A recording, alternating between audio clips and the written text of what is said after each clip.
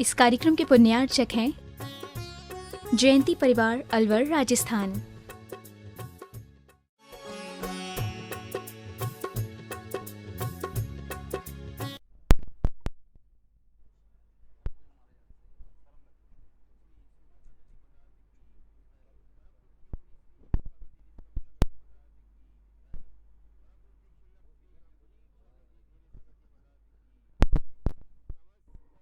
अपरानिक प्रक्षणा स्वाध्याय विलय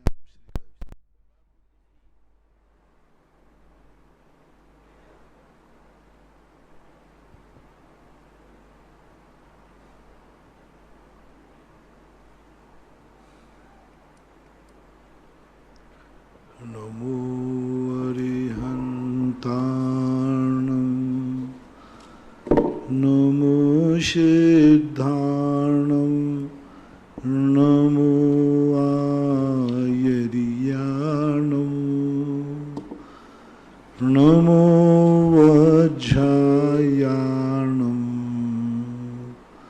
नमो लोये सवशाहूर्णं।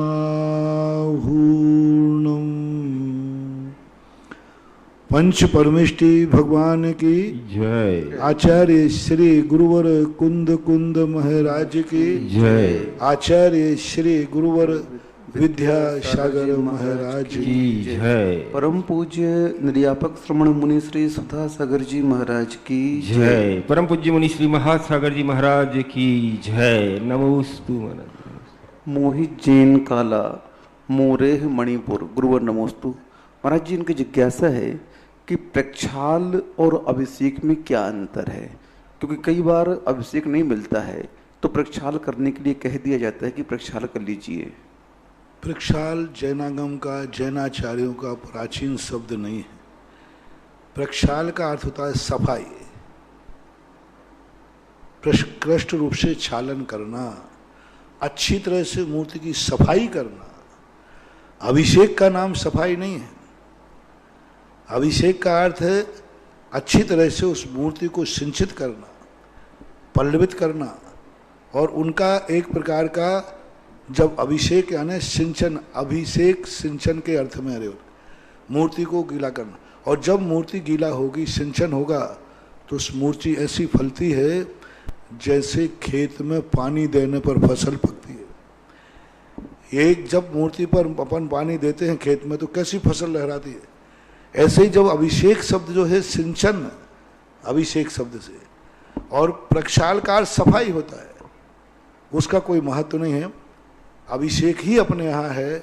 प्रक्षाल शब्द तो हिंदीकारों ने ज़्यादा इसको तूल दिया, हम प्रक्षाल करने जा रहे हैं, क्योंकि कुछ लोगों ने भगवान का अभिषेक को सफाई माना था, और सफाई मानने का परिणाम उन्होंने प्रक्षाल प्रसिद्ध कर दिया। प्रक्षाल शब्द ठीक नहीं है। प्रक्षालित गंधोदक नहीं है। प्रक्षाल करने से अभिषेक पूरा नहीं हुआ।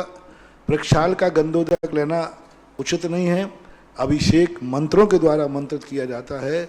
अभिषेक यूँ मानना चाहिए, एक व्यक्ति नहा रहा है और नहाने के बाद टॉवल से पोंछ रहा है। नहाना तो फ्रेश होने के लिए है, तमाना तो पानी को सोखने के लिए किया जाता है, पानी के लिए। इसलिए अभिषेक ही मूल है, प्रक्षाल का कोई स्थान नहीं है। आदि कुमार जैन बंडे नागपुर गुरुवर नमोस्तु। महाराज जी, इनकी जिज्ञासा है कि जो उस सर्पणी काल में पंचम काल आएगा, तो उस सर्पणी के पंचम काल में किस तीर्थंकर का शासन रहेगा? इन्हीं तीर्थंकर जो अपना जो महावीर स्वामी हैं, जब तक दूसरा तीर्थंकर नहीं होता है तब तक पूर्व तीर्थंकर का ही शासनकाल चलता है, ऐसा सभी आचार्यों ने स्वीकार किया है। तो महावीर स्वामी का ही शासनकाल माना जाएगा जब तक प्रथम तीर्थंकर नहीं होंगे तब तक।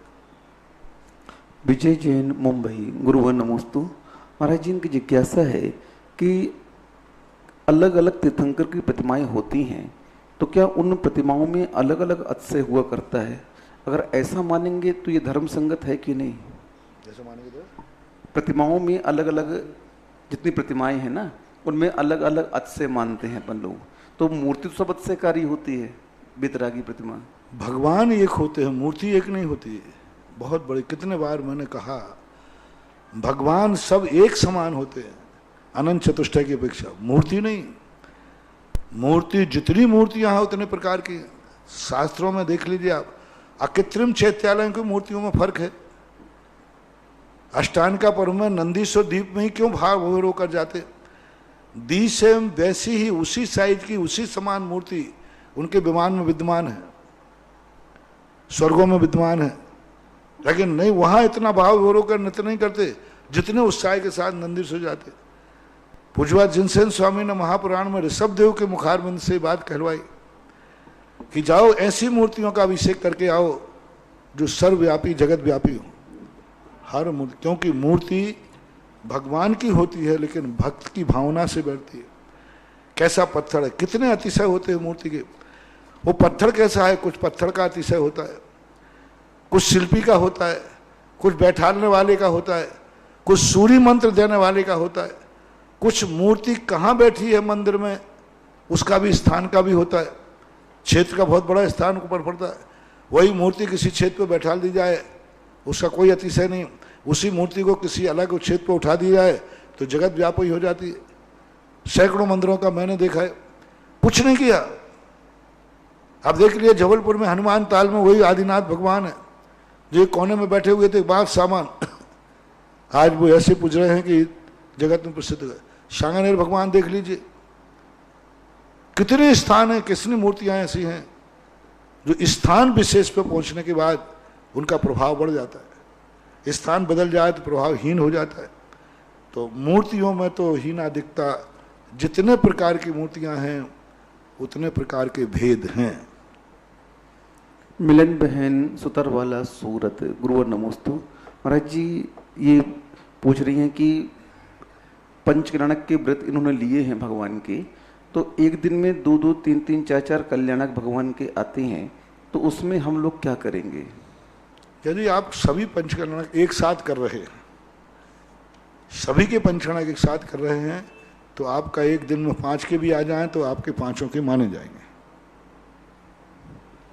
विवेक जैन जावर, गुरुवर नमोस्तु। महाराज जी भगवान महावीर का जीव आसन्न भव्य था क्या? महावीर, भगवान महावीर का जीव, हाँ आसन्न भव्य इसलिए मान सकते हैं कि एक कोड़ा कोड़ी सागर वश अनंत काल में कोई ज्यादा नहीं कहलाता है।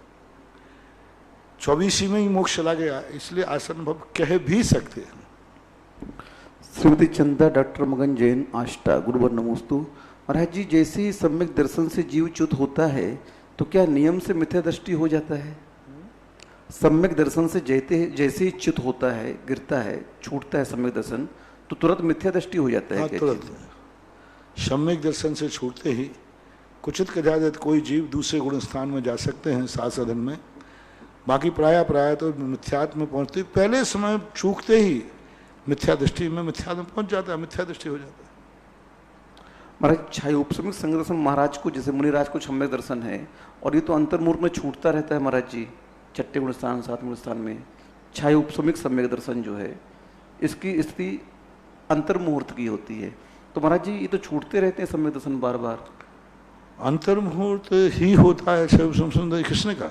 नहीं, उस जघन्य स्थिति उसके अंदर जघन्य काल है, तो जघन्य काल एक जीवन में हजारों बार सम्यक दर्शन हो सकता है। 6 उपसम, हजारों बार 6 उपसम सम्यक दर्शन होता है, कोई बाधा नहीं।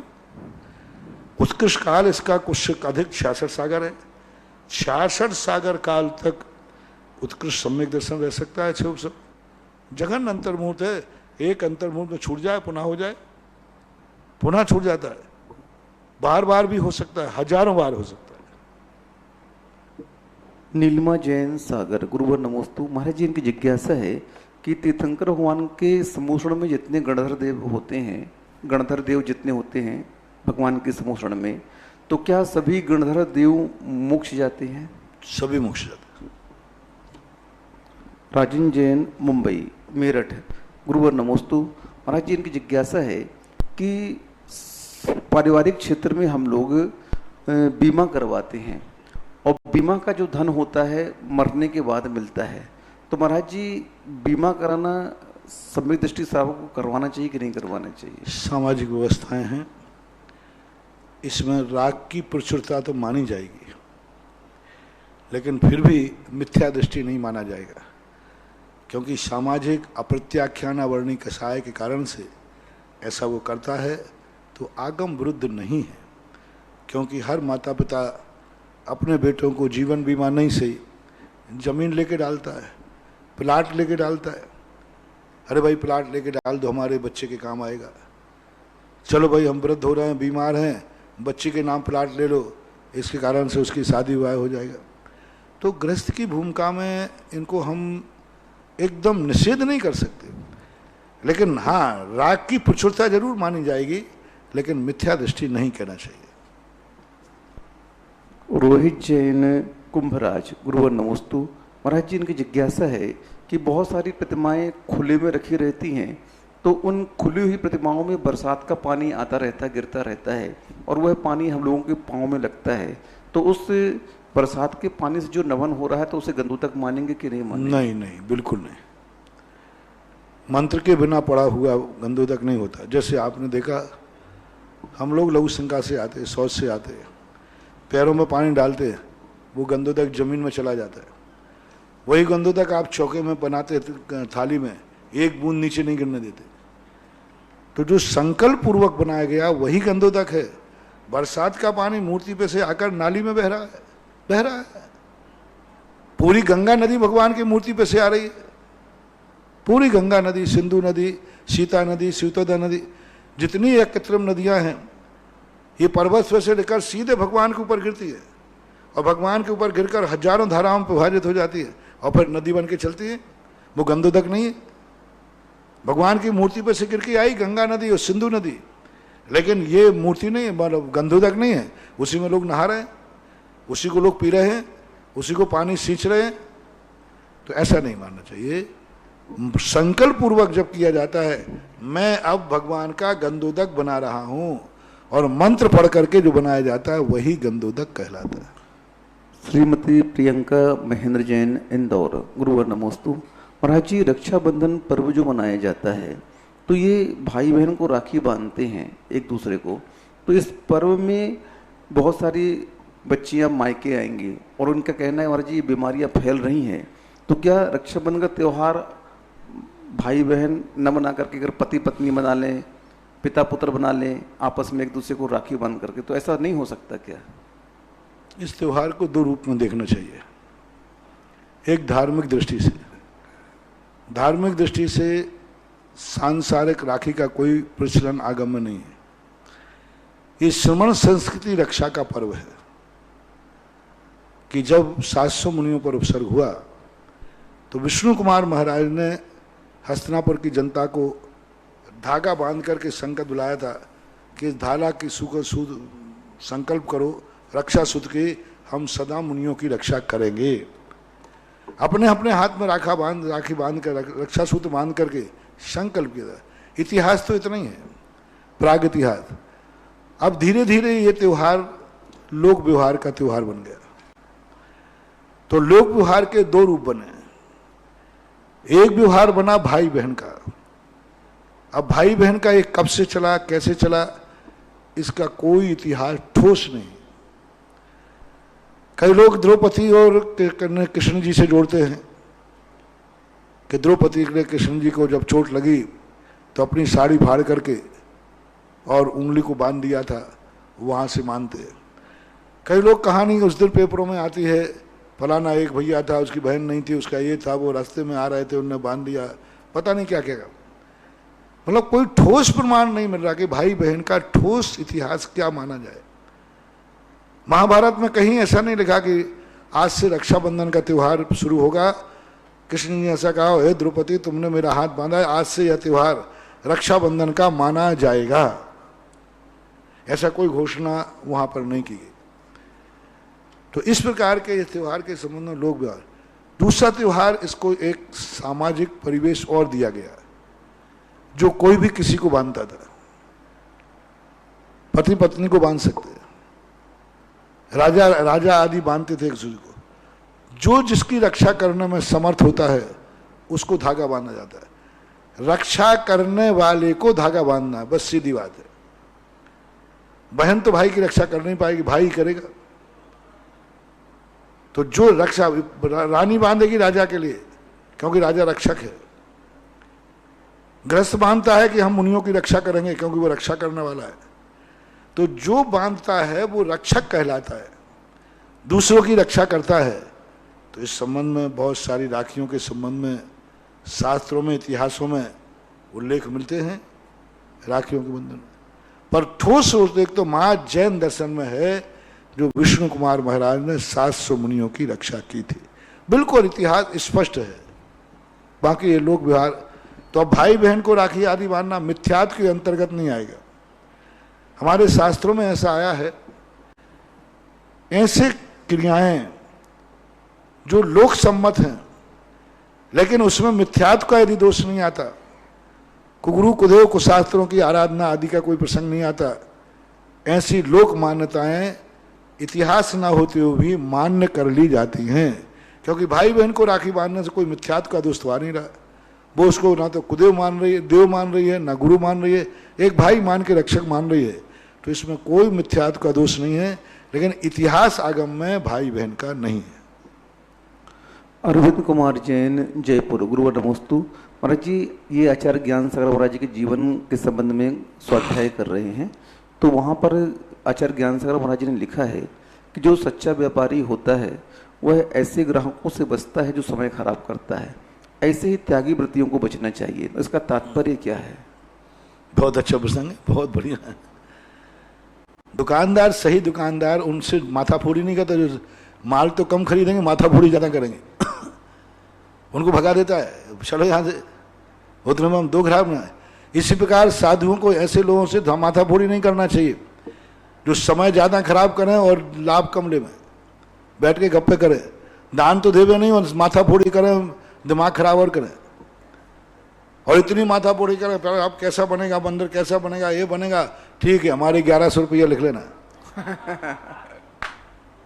अब खूब माथाफोड़ी, मंदिर क्या साइज का बनेगा भाई, लोहे का बनेगा, पत्थर का बनेगा, क्या बनेगा, कितने नाम आ चुके, कितना आ गए, सब पूछने के बाद मैनेजर ने पूछा साहब आपके कितने, ठीक है वो 500 रुपये की ईंट है ना, वो 1100 रुपये, वो एक ईंट हमारी तरफ से लगा देना।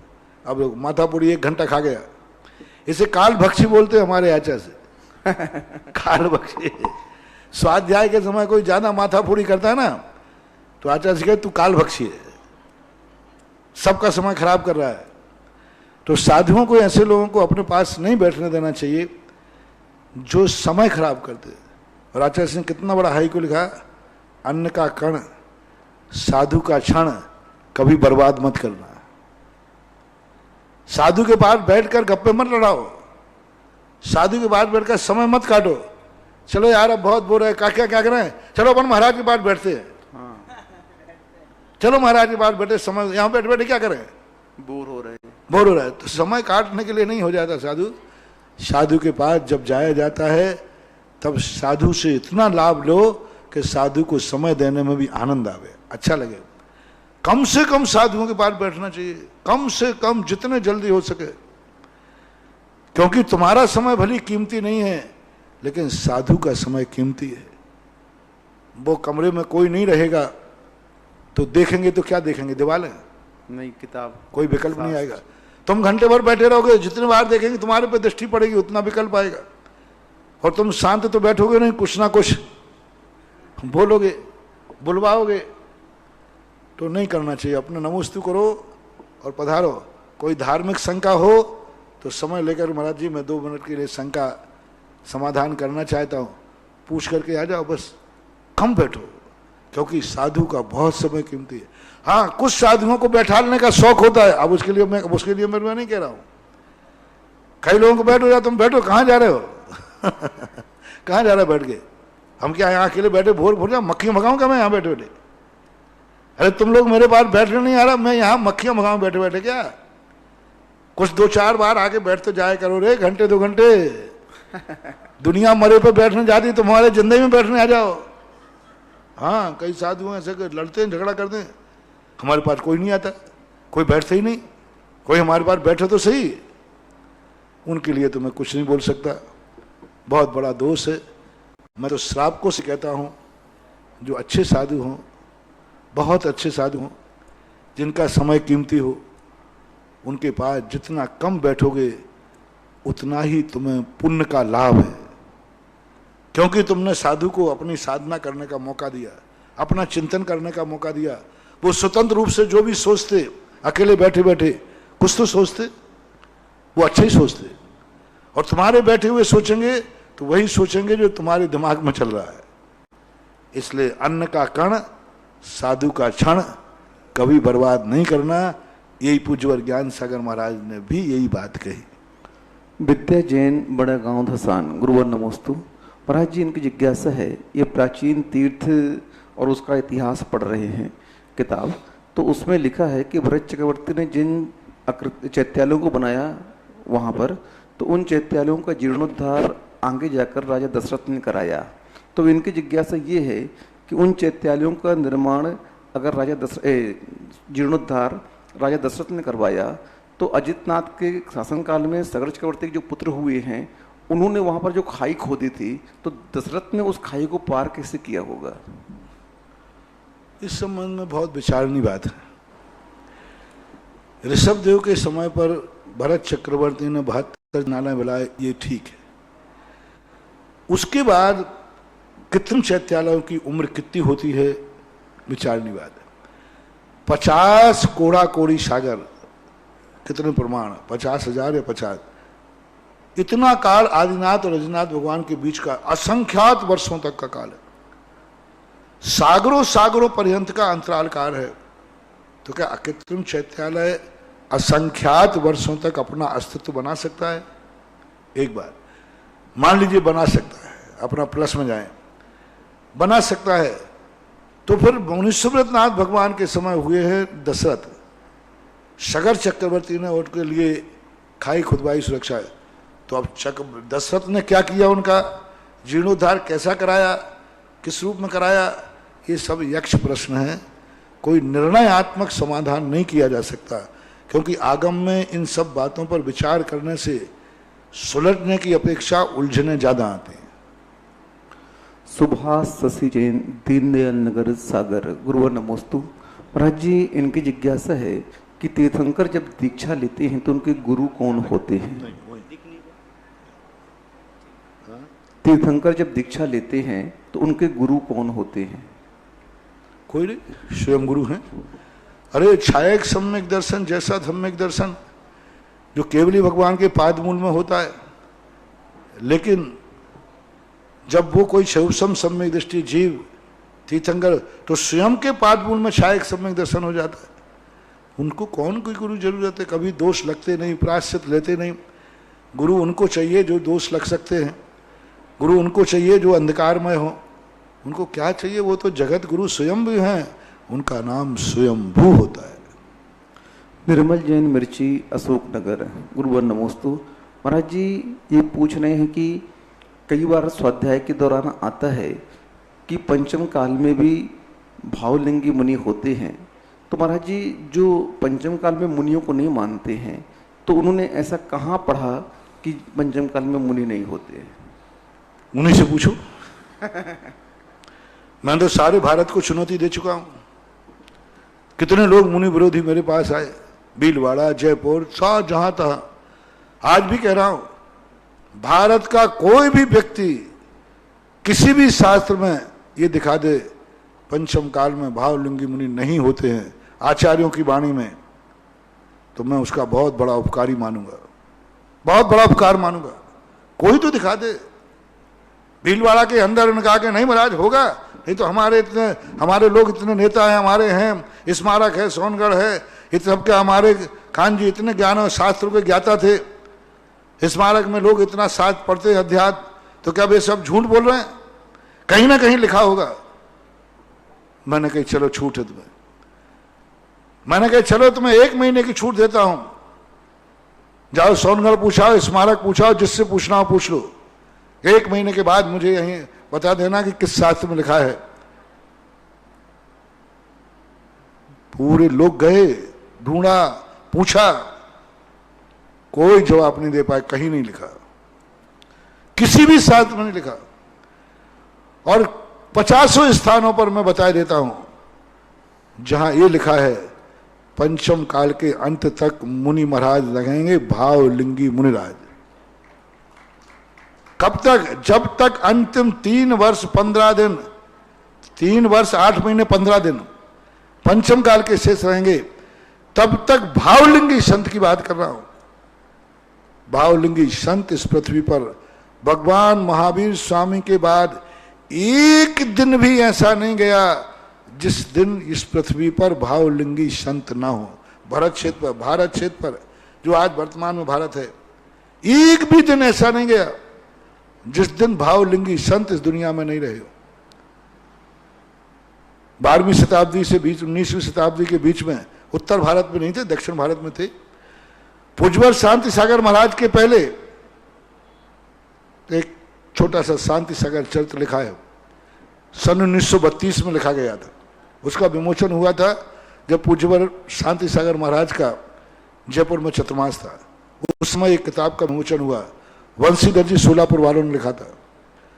उसमें उन्होंने लिखा शांति सागर से पूछ करके कि एक सिद्ध सागर महाराज थे जो दिगंबर रहते थे, जंगल में रहते थे, राज की सत्ता के विपरीत होने से एक मठ में रहते थे। एक मठ शांति सागर महाराज उन्हें हर हफ्ते में एक दिन हार को आते थे।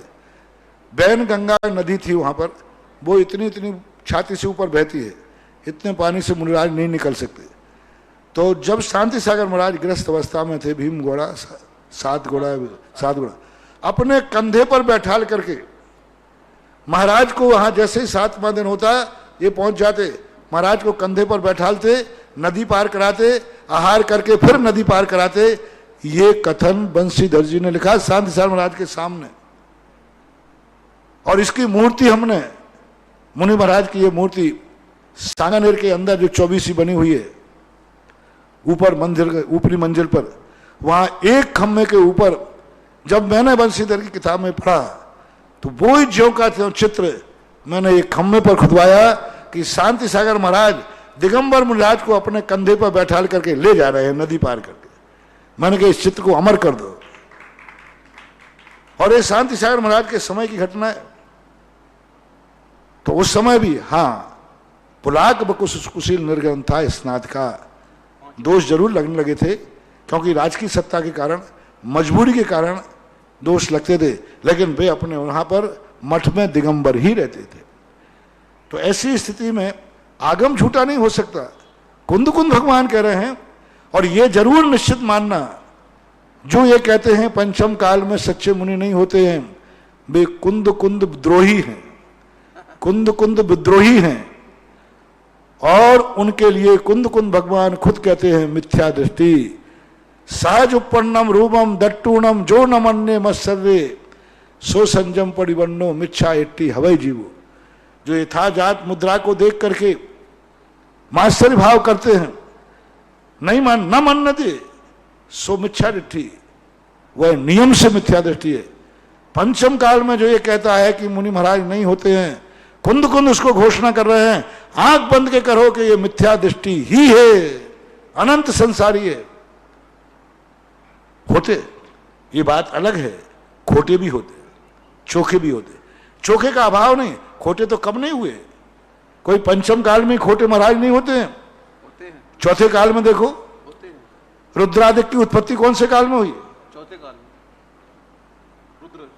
खोटे मुनिराजों की उत्पत्ति शास्त्र पढ़ो, प्रथमानों की कथाएं पढ़ो, चौथे काल के अंदर हमेशा खोटे होते आए।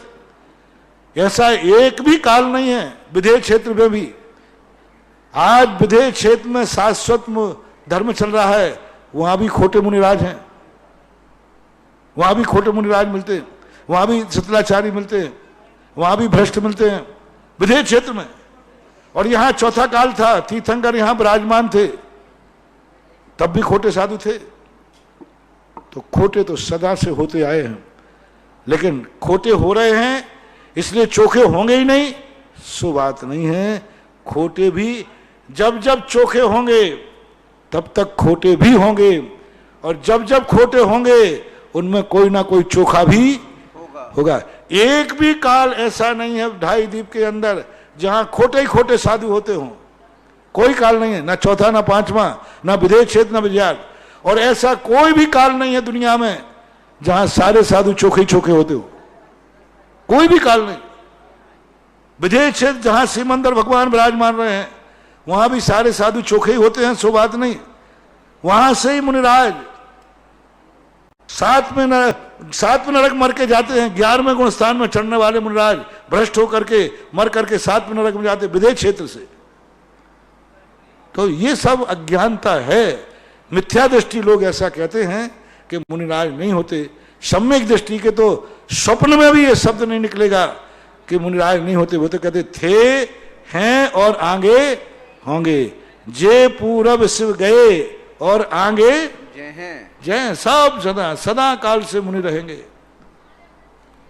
श्रीमती अर्चना जैन, महावीर नगर, कोटा। गुरुवर नमोस्तु। महाराज जी, इनकी जिज्ञासा है कि वर्तमान में ये देखा जाता है कि हमारे जो शत्रु और मित्र बनते हैं वो हमारे ही कठोर मृदु शब्द के माध्यम से, हमारे अच्छे बुरे व्यवहार के माध्यम से बनते हैं। तो महाराज जी, ऐसा व्यवहार, ऐसे शब्द हमारे कर्म के उद्देश्य से निकलते हैं या हमारे प्रमाद से? कर्म का उदय ही मत मानो। कर्म का उदय 10% होता है, 90% हमारी असावधानी होती है। हमारे जैनागम में तो हर चीज में कुंद भगवान तो असावधानी ही कहते। सावधानी हटी दुर्घटना घटी। सावधानी के अभाव में मानना चाहिए। यदि हम सावधान रहें तो 90% दुर्घटनाओं से बच सकते हैं। हाँ, बोलो।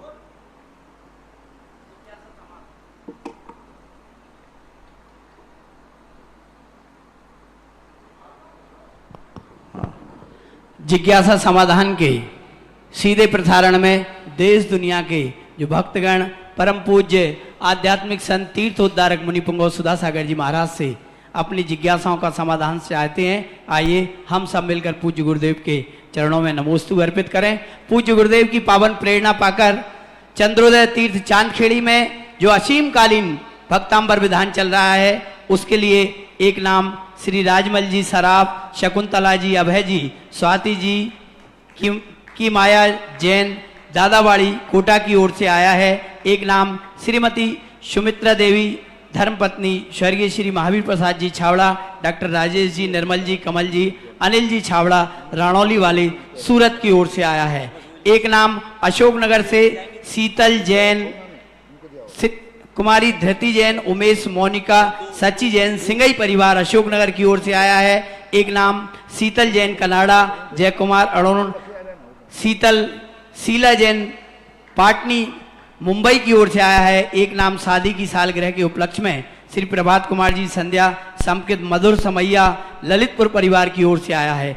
एक नाम श्री निहाल चंद जी, स्वरूप चंद जी, सचिन, शुभम, अर्चना, प्रियंका, कस्तूरीबाई ललितपुर। आपने चंद्रोदय तीर्थ चांदखेड़ी के लिए व तपोदय तीर्थ बिजोलिया में जो असीम कालीन भक्तांबर विधान चल रहा है, उसके दोनों स्थानों के लिए आपने स्वीकृति प्रदान की है। महानुभाव परम पूज्य मुनि पुंगव सुधा सागर जी महाराज के आशीर्वाद से असीम कालीन भक्तांबर श्री तपोदय तीर्थ बिजोलिया में भगवान पार्श्वनाथ स्वामी के समक्ष अभी नहीं, और साथ ही चंद्रोदय तीर्थ चांदखेड़ी में प्रतिदिन हो रहा है। महानुभाव जिन्हें अपने नाम देना हो वे हमारी स्क्रीन पर जो नंबर चल रहे हैं उन पर अपने नाम दे सकते हैं। 51,000 रुपए की राशि के साथ आपके नाम आजीवन आपके परिवार की ओर से विधान होगा और आपको प्रतिवर्ष एक दिन सारी सुविधाओं के साथ यहाँ रहने का शुभ अवसर मिलेगा। साथ ही चांदी का नंद्यावर्त सिक्का आपको प्रतिवर्ष निःशुल्क रूप से प्रदान किया जाएगा।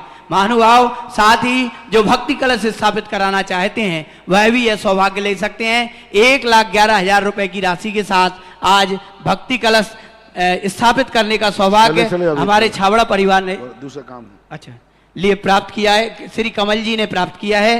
आज दर्शनोदय तीर्थ क्षेत्र थुवोंजी कमेटी यहाँ उपस्थित है और उसके परम पूज्य गुरुदेव के श्री सानिध्य में आज परम संरक्षक बनने का सौभाग्य श्री राकेश जी अमरोद की जीवन संगनी, जो कि भारतीय जनता पार्टी के व्यापार प्रकोष्ठ के जिलाध्यक्ष हैं, साथ ही अस्य क्षेत्र थुवोंजी दर्शनोदय के उपाध्यक्ष हैं। आपकी जीवन संगनी ने परम संरक्षक के रूप में थुवन जी दर्शनोदय कमेटी का सदस्य बनने की सदस्यता स्वीकार की है। साथ ही आपके चरणजीव विवेक जी ने भी परम संरक्षक बनने का सौभाग्य प्राप्त किया है। मैं उनसे अनुरोध करूंगा वहीं अपने स्थान पर खड़े होकर परम पूज्य गुरुदेव का आशीष प्राप्त करें। 5 लाख रुपए की राशि भेंट कर यह राशि इन्हें 7 साल में दे है। आपके दूसरे पुत्र श्री अक्षय जी अमरोत को भी हमारे राकेश भाई साहब ने परम संरक्षक सदस्यता थुवन जी कमेटी की दिलाई है। मैं उनसे अक्षय जी से भी अनुरोध करूंगा पूज्य गुरुदेव का आशीष प्राप्त करें। साथ ही राकेश भाई साहब की जो 2 माह की नातनी है उसको भी पूज्य गुरुदेव उन्होंने अपना संरक्षक सदस्य के रूप में थुवन जी की सदस्यता दिलाई है। आप सभी का दर्शनोदय थुवन जी कमेटी अभिनंदन करती है। साथ ही परम संरक्षक के रूप में श्री सचिन जैन टिंगू मिल परिवार आपने भी अपनी स्वीकृति प्रदान की है। श्री पवन जी टिंगू मिल आपने भी अपनी स्वीकृति प्रदान की है। श्री प्रवीण जैन तनिष्क ट्रेडिंग कंपनी आपने भी अपनी स्वीकृति प्रदान की है। परम संरक्षक के रूप में श्री रितेश जैन बेलई अशोकनगर आपने भी अपनी स्वीकृति प्रदान की है। साथ ही परम संरक्षक के रूप में श्री मनोज जैन खेमचंद सीलचंद मामा परिवार अशोकनगर आपने भी अपनी स्वीकृति प्रदान की है। साथ ही श्री पवन कुमार धुर्रा अशोकनगर आपने भी परम संरक्षक के रूप में तीर्थ क्षेत्र थुवन जी के सदस्य बनने की अपनी स्वीकृति प्रदान की है। यह 5 लाख रुपए की राशि 7 वर्ष में आपकी ओर से दे रहेगी। महानुभाव, आज परम पूज्य गुरुदेव के आशीर्वाद से अनेक भक्तों ने अस्य क्षेत्र दर्शनोदय कमेटी थुवन जी के सदस्य बनने की स्वीकृति प्राप्त की है, जिनमें गौरव जैन, रत्तू भैया, साथ ही श्री अंकित जैन, मंटू छाया के साथ ही अन्य सदस्यों ने भी जिन्होंने स्वीकृति प्रदान की है। विनोद भाई उनके नाम महावीर भैया तक पहुंचा दें मोबाइल के माध्यम से, जिससे कि उनके नामों की घोषणा की जा सके।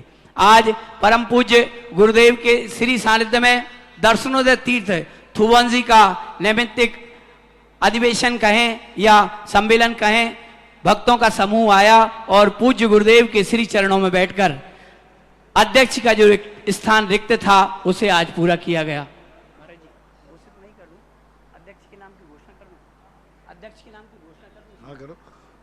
और पूज्य गुरुदेव के पास पूरी दर्शनोदय थुवन जी कमेटी और अनेक सदस्य व अशोकनगर मुंगौली पिपरई के भक्तों का समूह भी आज पूज्य गुरुदेव के श्री चरणों में बैठा था। कमेटी की ओर से उपाध्यक्ष श्री गिरीश जी अथाईखेड़ा, उपाध्यक्ष श्री राकेश जी अमरोत, उपाध्यक्ष धर्मेंद्र जी रोकड़िया, महामंत्री विपिन सिंघई, सौरभ बांजल कोषाध्यक्ष, मंत्री विनोद जी मोदी, मंत्री राजेंद्र जी हलवाई, मंत्री प्रदीप जी रानी, ऑडिटर राजीव जी चंदेरी, प्रचार मंत्री विजय धुरा, मीडिया प्रभारी अरविंद जैन पत्रिका के साथ ही कार्यकारिणी के समस्त सदस्य व मध्यांचल तीर्थ क्षेत्र कमेटी के महामंत्री श्री अरविंद जी मक्कू, राकेश जी कांसल, राकेश जी लाला जी की विशेष उपस्थिति में तमाम सदस्यों ने जो नवीन अध्यक्ष का वहां पूज्य गुरुदेव के आशीर्वाद और उनके सानिध्य में चयन किया, वो है श्री अशोक जैन टिंगू मिल परिवार। पूज्य गुरुदेव ने इस नाम की यहाँ निर्वाचन के बाद घोषणा की है। मैं वहीं दे दो, वहीं देखो। तपोदय तीर्थ क्षेत्र कमेटी की ओर से आदरणीय पटवारी साहब से नहीं, वो नहीं, कोई नहीं जाएगा, वो महावीर का हुआ है। हाँ। आप ही लोग पहना दो वहां पर। अनुरोध करूंगा उन्हें अंदर वाले सब 16 के बैठे, वहां 17 के प्रतीक रूप में वहां उन्हें देखें। एक बहुत बड़ी चीज, एक ऐसा तीर्थ क्षेत्र जहां पर हर मंदिर में, पहला तीर्थ क्षेत्र है, हर मंदिर में विशाल खड़गासन मूर्तियां, और इस तीर्थ क्षेत्र का नाम दर्शनोदय तीर्थ क्षेत्र विगत आमा चतुर्मास में हुआ और एक सीमित दायरे में क्षेत्र था, लेकिन आज ये अंतर्राष्ट्रीय क्षेत्र बन गया। अंतर्राष्ट्रीय क्षेत्र बनने में कुछ अच्छे कार्यकर्ता जो होते हैं, बहुत अच्छे लोग होते हैं, वे काम तो करना चाहते हैं लेकिन चुनाव के चक्कर में नहीं पड़ना चाहते। मैंने देखा कि ये संस्थाओं की बर्बादी क्यों होती है। संस्थाओं की बर्बादी का मूल कारण है चुनाव, मूल कारण है। चुनाव में अच्छे लोग तो कभी आते नहीं, क्योंकि उनको अपनी इज्जत का डर रहता है, वे बेईमानी कर नहीं पाते, वे इल्ला दे करके कर नहीं पाते, और चुनाव में उनके लिए किसी से भीख मांग नहीं सकते हो। तो प्राय प्राय जहां जहां चुनाव होते हैं गंदे लोग आते हैं, वोटिंग डलती है, वो ही आते बेशरम गुंडागिर्दी करने वाले, जो जिनको कोई डर नहीं है, कुछ नहीं है, ऐसे लोग चुनाव में खड़े होते। क्षेत्र बर्बाद हो रहे थे, समाज में बर्बाद हो रही है। अच्छे लोग, ये सोच मेरा कब गया, एक सेवाखेड़ा हुआ बहुत बड़ा नीतिज्ञ, शिक्षा देता था, देश इसलिए बर्बाद नहीं है कि यहां गद्दार लोग रहते हैं, देश इसलिए बर्बाद है कि यहां अच्छे लोग चुप बैठे रहते हैं, अच्छे लोगों की उदासीनता। और मैंने जब अच्छे लोगों की इंटरव्यू लिया, मैंने कहा आप आगे क्यों नहीं आते, आप क्यों नहीं क्षेत्रों को संभालते मंदिरों में? बोले महाराज जी चुनाव के चक्कर में नहीं पड़ सकता, मैं किसी के सामने हाथ नहीं जोड़ सकता, मैं वोटर नहीं मांग सकता, मैं पॉम्पलेट का प्रचार नहीं कर सकता, मैं अपनी इज्जत धूल में नहीं मिला सकता। इसलिए तब मैंने कहा ओहो, तब मैंने एक सोचा, आज से 10-15 साल पहले, 20 साल हो गए, कि तीर्थ क्षेत्रों में कुछ ऐसी पद रखे जाएं जो जिंदगी भर चुनाव खड़े ना हो और कार्यकारिणी में आ जाए। तो उन्हें शिरोमणि संरक्षक और परम संरक्षक, जो अभी ये बोल रहे थे ना, ओ सुनो इधर, ओ विजय उधर बातें कर रहे कि सुन रहे हो, शिरोमणि संरक्षक और परम संरक्षक पद दिए गए, जिनका नियम बनाया। हमारे जितने आशीर्वाद से क्षेत्र हैं, सभी क्षेत्रों में उन इज्जत वालों के लिए बुलाया गया, उन सम्मानी लोगों के लिए बुलाया गया। आओ महाराज जी चुनाव की नहीं, तुम्हें जिंदगी में कभी चुनाव नहीं लड़ना पड़ेगा, कोई भी पार्टी आ जाए, चाहे बीजेपी आए, तुम सदा कार्यकारिणी में बिना चुनाव के कार्यकारी सदस्य रहोगे, साधारण सभा के नहीं। लोगों ने बहुत बड़े बड़े लोग कहा महाराज जी आप इसके लिए क्या, तो हमने एक निश्चित राशि करते हैं, जो 11-5 जो अभी बोल रहे थे, ये राशि दो और जिंदगी में कभी चुनाव नहीं होना, तुम सदा कार्यकारिणी में बिना चुनाव के आओगे, ना कोई वोट देना, ना कोई प्रचार करना, ना हाथ जोड़ना। तो जो इज्जत वाले लोग हैं, सम्मानी लोग हैं, पैसा भी जिनके पास है, 3 चीजें, इज्जत है, सम्मान है, पैसा भी है, उन लोगों के लिए कहा तुम 11 वाले थोबन जी में, चंद्रनोदा में, सारे भारत के लोग सुनो, खास तौर से अशोकनगर जिला सुने, पूरे जिले से कहना, और खास तौर से अशोकनगर सुने। जय हो। जितने अशोकनगर जिले में, अशोकनगर में या बाहर जो थोबन जी क्षेत्र से श्रद्धा रखते हैं, वे अपना सम्मानीय पद चयन करें, लेकिन ट्रस्ट में जरूर आवे, क्षेत्र पे जरूर कमेटी में आवे, शिरोमणि परम संरक्षक बनो। तुम्हारी महिलाओं के लिए कोई चुनाव में खड़े होने के, कैसे चुनाव में खड़े हो, कौन चुनाव में वोट मांगने जाए, महिलाएं स्वाभिमान के साथ शिरोमणि संरक्षक बने, वे सदा कार्यकारिणी में आगे बैठने की पात्र रहेंगे। इसलिए सम्मानीय, इज्जत वाले और पैसे वाले जो है, जितने पैसे वाले, जितने सम्मानीय लोग अशोकनगर में रहते हैं, सबको शिरोमणि परम संरक्षक बनना ही है।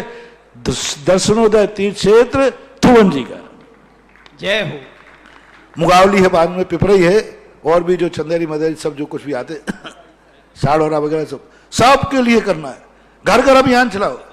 लेकिन जो पैसे नहीं है, कमजोर वर्ग है, उनको लाने के लिए क्या तरीका, तो ये 7 साल वाला, यानी अशोकनगर में कम से कम 2000 घर होंगे, 2000 घर में कम से कम अशोकनगर में 1008 संरक्षक ट्रस्टी बनना ही चाहिए। क्योंकि तुम्हारे ये सबसे बड़ा थूबंदी क्षेत्र जो है, बड़ी समाज होने के नाते अशोकनगर की सबसे बड़ी जिम्मेवारी है, बहुत बड़ी समाज है।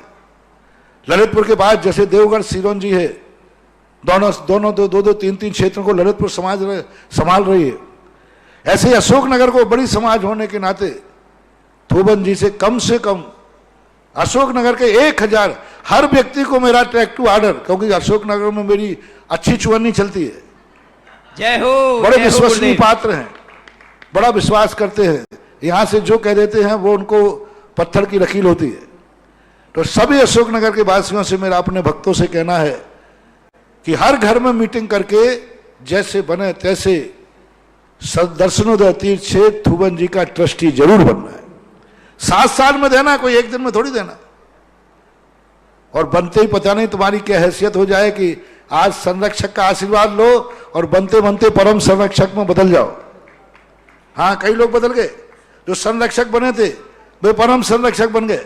आज हिम्मत हो गई, पहले हिम्मत नहीं थी इतनी, क्योंकि उनको कभी चुनाव की परिस्थिति लड़ना नहीं पड़ेगी, कौन चुनाव में खड़ो। तो ये कार्य बहुत बड़ा कार्य, सुदर्शनोदय तीर्थ क्षेत्र में दर्शनोदय की स्थापना हुई थी, यूं मानो नाम की स्थापना, क्षेत्र तो पुरानी है और ऐसा कार्य हो। और आज दूसरा चुनाव टिंगू के समय होगा। और एक बात मैंने कहा था कि वहां सहस्रकूट जिनालय बनाने की बात आई थी, तो हमने इनसे कहा था कम से कम 400 से 500 मूर्तियां कर लेना, फिर मैं आशीर्वाद दूंगा।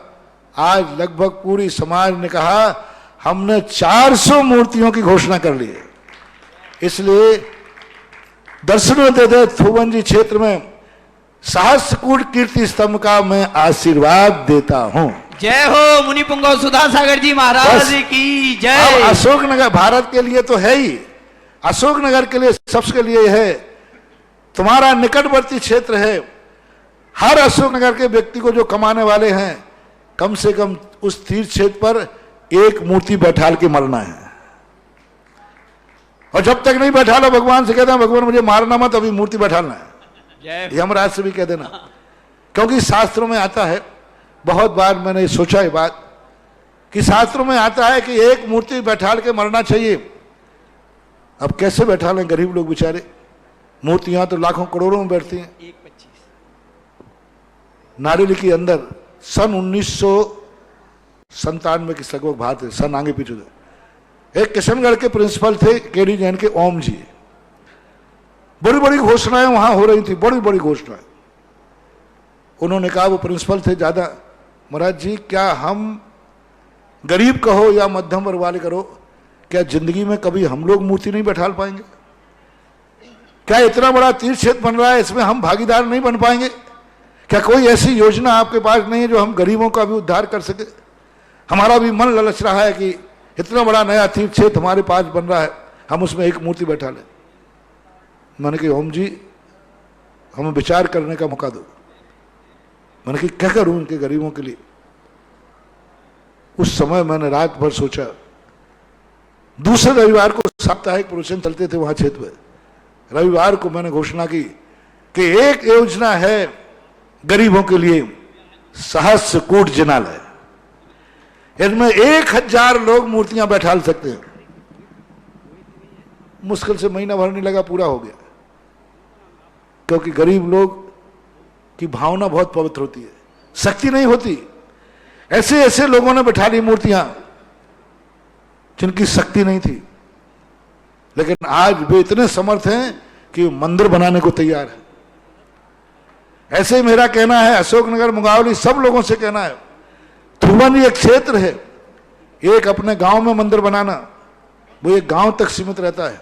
जैसे अभी पूछा था ना कि मूर्तियों में भी अंतर होता है। हाँ, एक मूर्ति आपने बैठा ली गांव में, जिसके कितने लोग दर्शन करेंगे?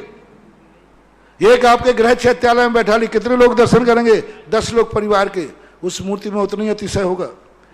एक मूर्ति आपने बैठा ली, मंदिर बैठाला, मात्र एक गांव के लोग दर्शन करेंगे, बाहर वाले तीर्थयात्री नहीं आएंगे वहां, क्योंकि वो मंदिर है। और एक तीर्थ क्षेत्र में मूर्ति बैठालना जहां सारा भारत दर्शन करता है। जय हो जय हो। यानी गांव के मंदिर में 1 लाख मूर्ति बैठाल देना और तीर्थ क्षेत्र पर एक मूर्ति बैठाल देना, वो 1 लाख के बराबर होती है। क्यों? दर्शन कितने करेंगे वहां, कितने लोग आएंगे वहां? सारा भारत आता है। मूर्ति बैठा, दान का महत्व ये नहीं कि तुमने कितना दान दिया, दान का महत्व ये है कि दान का उपयोग कितना हुआ, कितने लोगों ने लाभ लिया उसका, उससे फल मिलता है। तुमने कितना दिया इससे कोई लेना देना नहीं, जिसको दिया है उसने क्या किया, उससे कितना उपयोग किया, कितने लोगों ने दर्शन किए गए। तो तीर्थ क्षेत्र पर एक मूर्ति बैठालना तो पूरे अशोकनगर जिले के लिए जो गरीब और मध्यम वर्गीय हैं और जो बड़े आदमी हैं, घर में 10 लोग हैं तो 10 मूर्ति बैठा लो। गुना भी है, हाँ गुना क्यों नहीं, गुना उसमें, लेकिन जिला दूसरा हो गया, पहले एक ही जिला था, पहले एक ही था। तो ये सब लोग मिलकर के सहस्रकूट जिनालय में हर व्यक्ति अपने घर में मीटिंग कर ले। पूरे अशोकनगर आदि मुगावली सबके लिए कहना है, घर में मीटिंग करें कि और कुछ कर पाए या नहीं कर पाए, लेकिन दर्शन तीर्थ हो बने, एक मूर्ति बना करके तो मरेंगे जब इस जिले में हमारा जन्म हुआ है तो। और भारत वाले तो बैठालते ही हैं, भारत वाले तो जगह जगह बैठाल रहे हैं। और 40 मूर्तियां वो बैठेंगे उस सहस्रकूट में जो कम से कम 51 फुट ऊंची, 51 इंच ऊंची होगी, 4.25 इंच की। 10 मंजिल का बनेगा वो मंदिर, और हर मंजिल में 4 बड़ी मूर्ति और 108 मूर्तियां जो सामान्य है, 100 मूर्तियां वो बैठेंगी। ऐसा आज ऊपर महाराज जी पहला कीर्ति स्तंभ बना है आज दुनिया में, 12वीं शताब्दी में बना था चित्तौड़गढ़ के अंदर, और दुनिया में दिगंबर जैनियों के नहीं बना। दूसरा कीर्ति स्तंभ अभी सबसे पहले इस शताब्दी का पहला कीर्ति स्तंभ ललितपुर समाज में बन के तैयार हो चुका है। जय हो। जिनको देखना है ललितपुर में देखे। इस युग में भी कीर्ति स्तंभ बनता है। जब चित्तौड़ का कीर्ति स्तंभ देखते थे लोग ऐसा भी बनता है क्या, लेकिन आज भी ललितपुर समाज का सबसे पहले बन के, भारत में क्या विश्व में पहला कीर्ति स्तंभ सबसे पहले बन के तैयार हुआ तो ललितपुर से समाज ने बना के तैयार कर ही दिया, पूरा हो गया, मूर्तियां लग रही हैं वहां पर। तो ऐसी स्थिति को दर्शनोदय तीर्थवन क्षेत्र के लिए आज यहीं से नई कमेटी बनी। बहुत अच्छा भाव अरविंद जी के भाई अशोक जी, उनका बेटा, इतने पवित्र भाव उनके हैं। देखो कैसा पवित्र भाव, कितना अच्छे भाव उनके यहाँ, उनका बेटा और उनका भाई आगे कहता है, महाराज जी हमारा भाव है कि जिस दर्शनोदय क्षेत्र से मेरे भाई का अध्यक्ष पद रहा और मेरा भाई की सेवाएं रही, ऐसे क्षेत्र पर जितने तीर्थयात्री आएंगे हमारा मन है कि हम वहां निःशुल्क भोजनालय चलाएं। जय हो। निःशुल्क भोजनालय चलाने का भाव था। मैंने उनको कहा अच्छी तरह विचार करो, अगली बार विचार करेंगे। अभी मैंने उन्होंने तो नमोस्तु कर लिया, लेकिन मैंने रोक दिया। मैंने कहा इस पर अच्छी तरह विचार करो, भोजनालय भवन पर विचार करो और उस पर करो। अगले बार शायद लॉकडाउन खत्म होते ही अरविंद टिंगू परिवार से जो अशोक टिंगू, वहां का भोजनालय निःशुल्क, राजस्थान में अभी निःशुल्क भोजनालय आमा में चलता है और एमपी में निःशुल्क भोजनालय थोबंजी में चालू होगा। जय हो। आज उनके अंदर बहुत बड़ा भाव हुआ। ये सबसे बड़ी पवित्र उपलब्धि कहलाती है। आज ही उनको चयनित किया गया अपने भाई की स्मृति में। ये निःशुल्क भोजनालय चलाने की बात उन्होंने कही, यानी थोबन जी का भविष्य उज्जवल है, उज्जवलतम है और महान उज्जवल है। ईमान परम पूज्य गुरुदेव के आशीर्वाद से सहस्त्रकूट श्री थुवंजी क्षेत्र में स्थापित होने जा रहा है। 400 नाम सहस्त्रकूट के लिए दर्शनोदय तीर्थ थुवंजी में आ गए हैं, जिन्हें अपने ओर से एक प्रतिमा विराजमान करने का सौभाग्य प्राप्त करना हो। 1 लाख रुपए, 1,25,000 रुपए की राशि 5 वर्ष में दे है। महानुभाव, आप सबसे निवेदन है, परम पूज्य गुरुदेव ने आज थुवंजी कमेटी, दर्शनोदय तीर्थ थुवंजी कमेटी को आशीर्वाद दिया।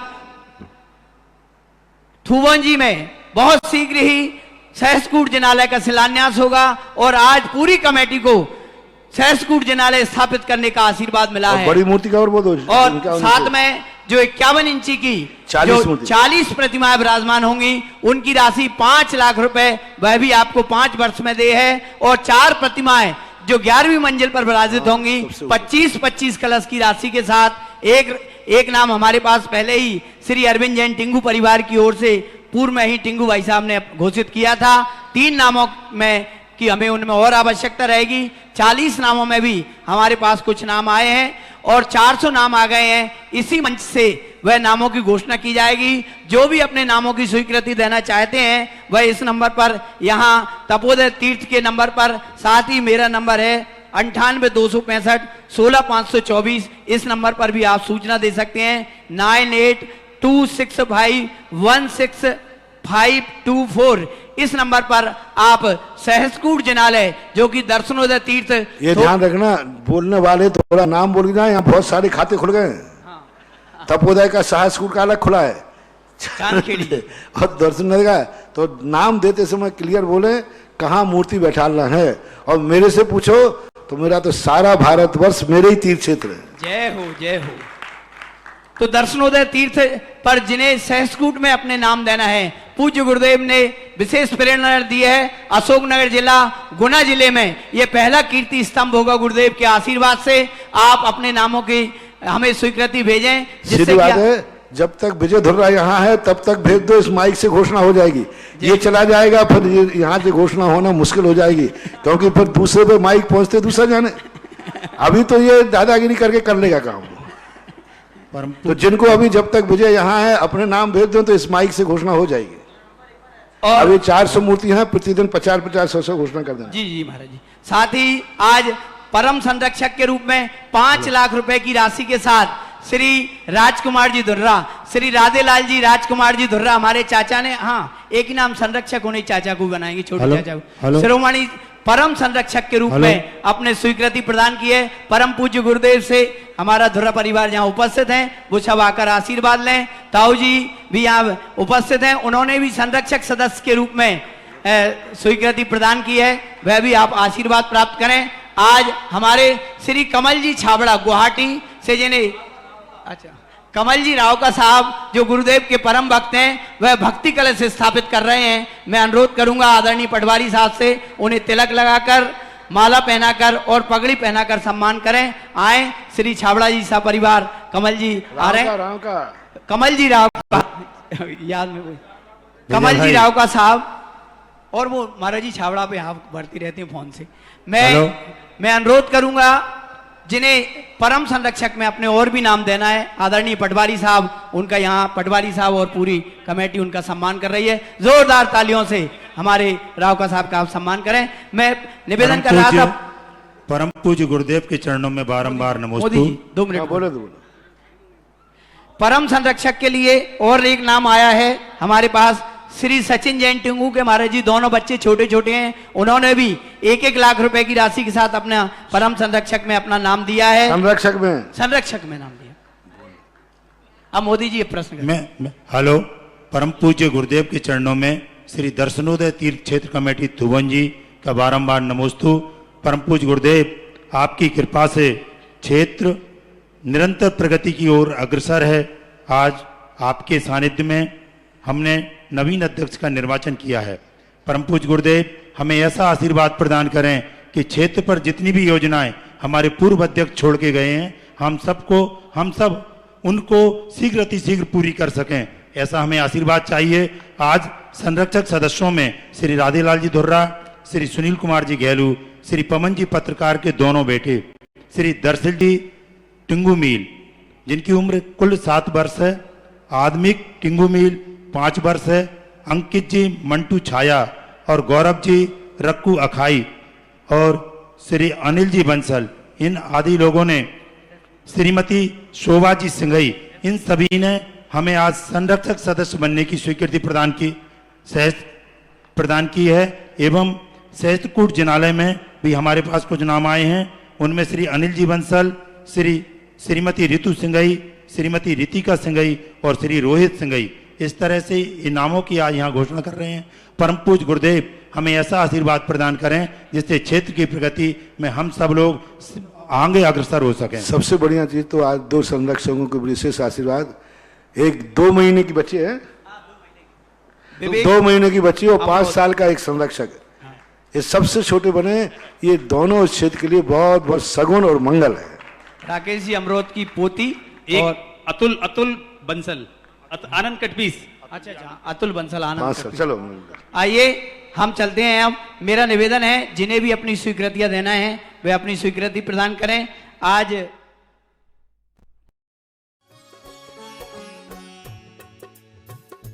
इस कार्यक्रम के पुण्यार्चक थे जयंती परिवार, अलवर, राजस्थान।